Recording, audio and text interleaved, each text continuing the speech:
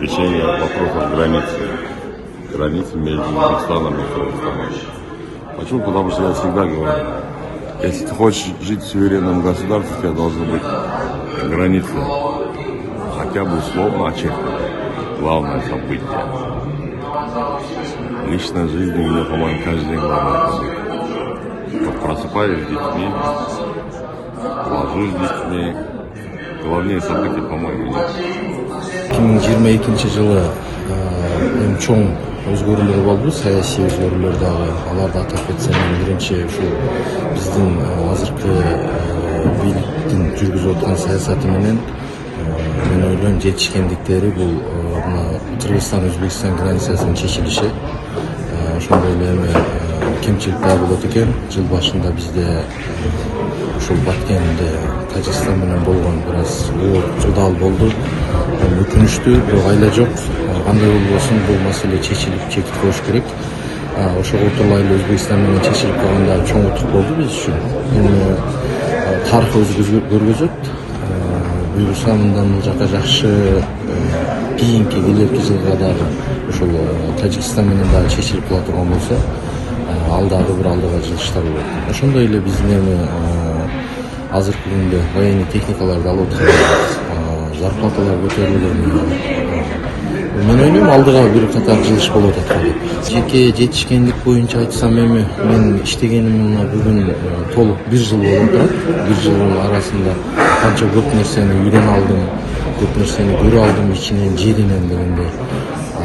Эми жеке жашоо боюнча, жеке жашоого деле көп көңүл бура албай калдым. Себеби бул жакта мамлекеттик жумушта болгондон кийин только ушу мамлекеттин саясаты, мамлекеттин жумуштары менен болуп эле жеке көп деле өзгөрүп болгон жок. Все, что происходило в нашей республике, это изначально я хотел бы отметить, что первые пункты это очень глобальная проблемная вопрос было. Второе это увеличение заработных плат всех служащих, именно в том числе госслужащих, пенсионеров и инвалидов. Конечно, трагический случай в Баткенской области это очень касающийся нашего суверенитета. Ну, в семейном какие могут быть? В семейном у нас, как обычно, и живем. Конечно, ради тем, что происходит, хорошие моменты и хорошие случаи в республике нашей, в государстве нашем. Как говорят, есть такая пословица, если будет в народе хорошо, в том числе и в моей семье тоже, мы тоже стараемся. Самое главное, у меня в прошлом году было юбилей моей мамы. Ей исполнилось 85 лет. Я очень рад, что она по сегодняшний день стала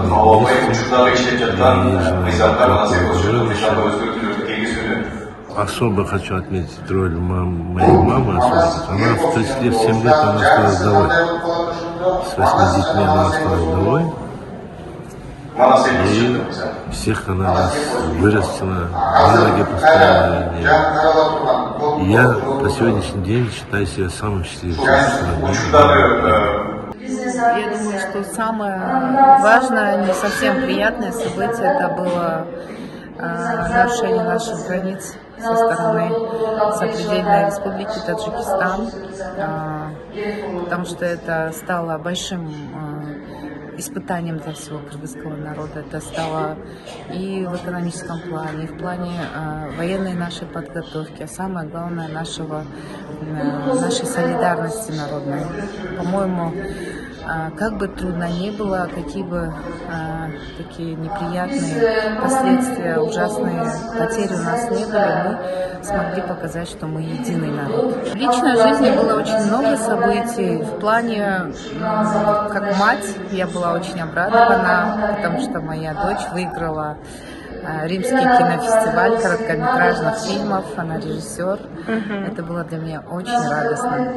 Басырык называется фильм. Это, у нас же есть у кыргызов такое понятие, что вот ночью басырык, да, вот, и оно было немножко с таким подтекстом снято, но снято было в Америке, но вот с кыргызским, значит, текстом.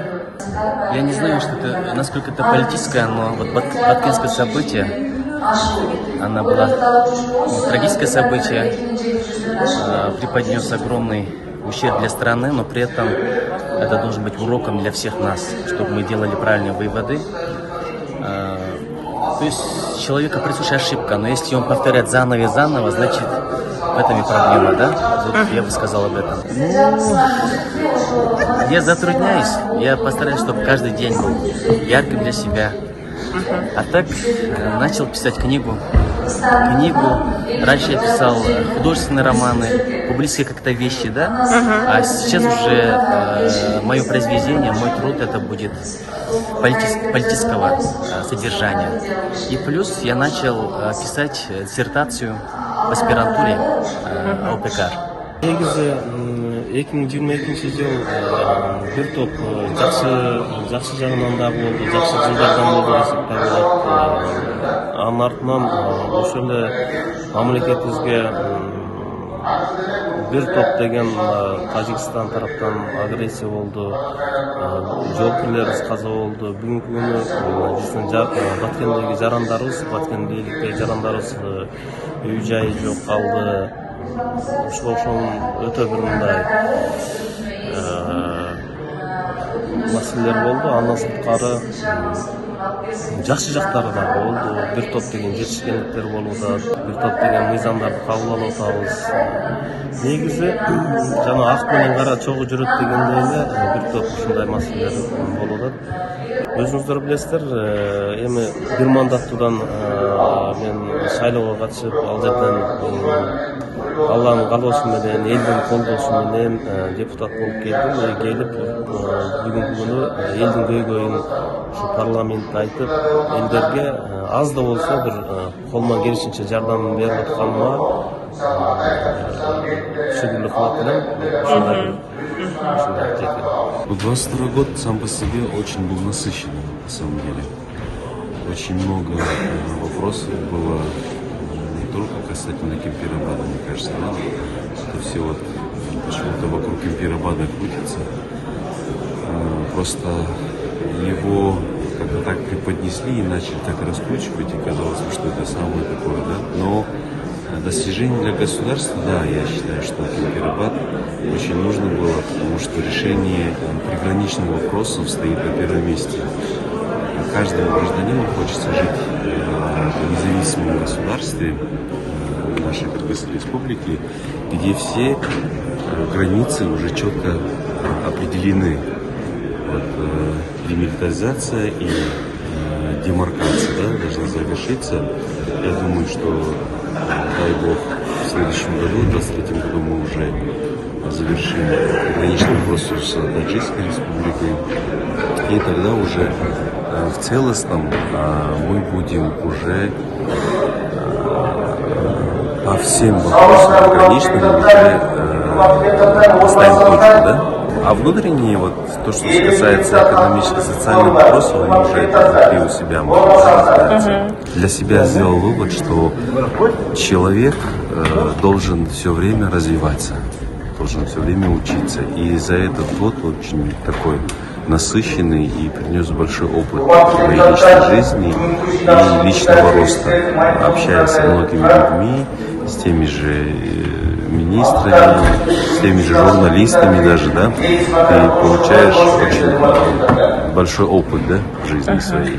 И это, наверное, самое большое достижение, когда ты саморазвиваешься. Каждый человек должен жить, учиться, стараться.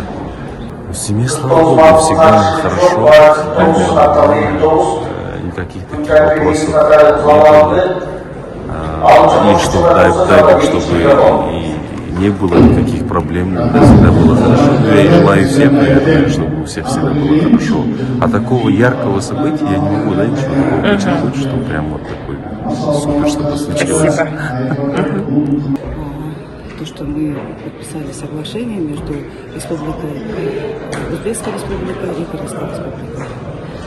И то, что мы вопросы Кемпирабада решили, я думаю, что решили в хорошую сторону. Два государства дружны. И мы можем вместе решать много вопросов. А то, что касается личного, то, конечно, еще много надо работать. Много работы над законопроектами, в первую очередь законопроектом образования. Екі мәселеде қойса болады, бірі Баткен оқиғасы. Жалпы Қазақстан үшін көшесіз болған ең бір қайғылы оқиғалардың бірі Қазақстан тарихында. Екіншісі шул қырғыз-өзбек шекарасының толық өтіші. Таких ярких событий не было. Все идет. Спасибо большое. Кыргызстанда 22 жылы чынында бир орчундуу саясий окуялар болду. Бул ошол эле бизде геосаясаттагы саясий дагы бул жанагы Тажикстан менен чек арада кагылышуу, андан кийинки жабыркаган үйлөр, элдер, андан кийинки Өзбекстан менен чек ара маселеси. Ушул маселелер бир орчундуу болду, оор болду. Депутаттар корпусу, бийлик баары тең бир чечимге келип, эң негизгиси Өзбекстан менен чек ара тактап алган эң жакшы нерсе болду. Эми экинчи кадам бул ушу Тажикстан чек арасы калды. Андан кийин дагы ушундай окуяларды не допустить. Но в личной жизни все нормально, тихо, спокойно. Эч кандай эле чоң событиялар жок, яркий. Относительно 22 года не очень хорошие события. Это, конечно, латвийские события можно отметить. Вы знаете, что а 49 непосредственно военнослужащих, которые погибли, это для нас очень горестно и больно. Хорошие моменты можно отметить то, что бюджет 2 раза поднялся, заработные платы какие-то все-таки, выплаты увеличились, это надо признавать, это как есть. А относительно 23 года, то, конечно, хотел бы пожелать каждой семье счастья, благополучия, чтобы 23 год он намного был лучше, чем 22 год. И те события, которые происходили у нас на границах, чтобы они не повторились. Семейного, что касается себя, то я буду справлять его дома, в кругу семей. Обязательно поеду родителей поздравлю.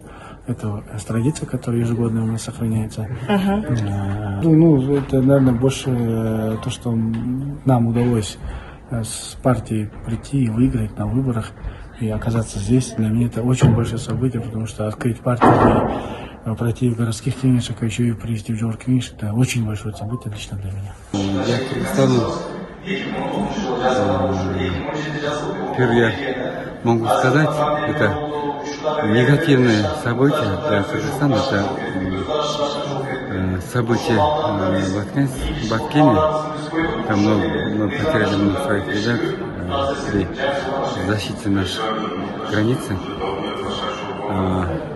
Позитив, что это событие, это стабильность в Кыргызстане и повышение зарплаты всех наших государственных работников, пособия, пенсии. Это хороший показатель для нашей страны. Сын Асад на международных аренах защищает честь нашей республики.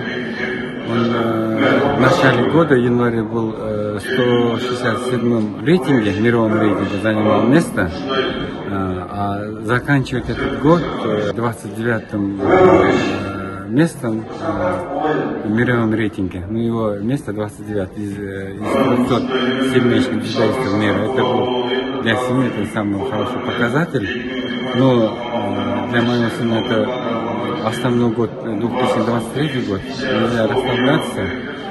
Он должен, он поставил себе задачи, чтобы завоевать лицензию на участие в Олимпиаде, которая будет проходить в 2024 году во Франции, в Париже.